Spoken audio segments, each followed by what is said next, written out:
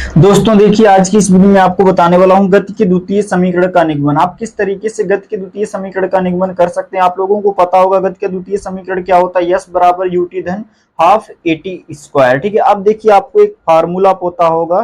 ठीक है, चूंकि औसत चाल बराबर, ठीक है, औसत चाल बराबर क्या होता है, औसत चाल बराबर आप डायरेक्ट भी लिख सकते हैं। ठीक है, औसत चाल बराबर हो जाएगा कुल दूरी बटा कुल समय। ठीक है, मैं आपको इसी फार्मूले से बताने वाला हूं, कुल दूरी बटा कुल समय। ये आपको पता होगा कि औसत चाल बराबर total distance upon total time होता है। यदि यहां से हम कुल दूरी निकालें, ठीक है, कुल दूरी बराबर क्या हो जाएगा, कुल दूरी। ठीक है, इसलिए कुल दूरी बराबर औसत चाल गुणे कुल समय। औसत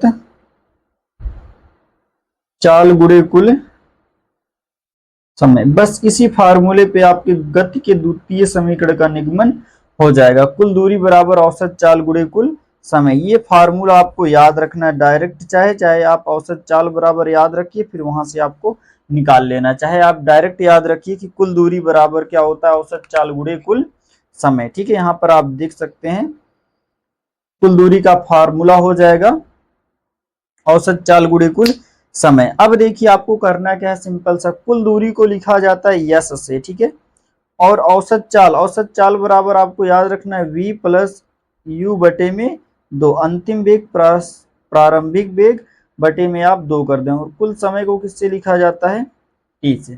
ठीक है, यहाँ से आप देख सकते हैं कुल दूरी को यस से, औसत चाल बराबर v प्लस यू बटे दो होता है। ठीक है, आप लोगों ने पढ़ा होगा औसत चाल में, चाल के प्रकार में। ठीक है, अब देखिए s बराबर, अब आप v के स्थान पे क्या लिख सकते हैं, चूंकि आपको पता होगा v बराबर क्या होता है, u प्लस एटी, तो हम v के स्थान पे u प्लस एटी लिख सकते हैं। ठीक है, तो यहां से देखिए u प्लस एटी और एक u ऑलरेडी है तो हम बटे में 2 लिख देंगे। ठीक है, इस तरीके से, और इनटू में t हो जाएगा।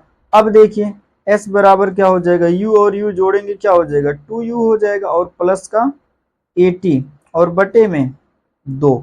ठीक है, और इनटू में क्या हो जाएगा, टी हो जाएगा। ठीक, अब देखिए यस बराबर क्या हो जाएगा, 2u2, ये देखिए दो जो है इसके भी नीचे जाएगा और इसके नीचे, या फिर आप इसका टी से गुणा भी करा दीजिए। देखिए 2u का टी से गुणा कराएंगे तो क्या हो जाएगा, 2u T plus A T का टी में गुणा कराएंगे क्या हो जाएगा, एटी स्क्वायर, और बटे में 2। ठीक है, ध्यान दीजिएगा टी का एक बार u में गुणा होगा, फिर टी का इसमें भी गुणा होगा, टी का टी में गुणा कराएंगे टी स्क्वायर हो जाएगा। ठीक है, अब देखिए क्या हो जाएगा, s बराबर आप इसको लिख सकते हैं 2ut बटे में 2, और इसको भी आप लिख सकते हैं एटी स्क्वायर बटे में 2, दोनों के नीचे 2 जाएगा। अब देखिए 2 से 2 कैंसिल हो गया, तो यहाँ से देखिए आपका क्या बचेगा, s बराबर ut धन एटी स्क्वायर बटे 2, तो इसको आप ऐसे भी लिख सकते हैं हाफ एटी स्क्वायर। बस आप बटे 2 को आप इस तरीके से भी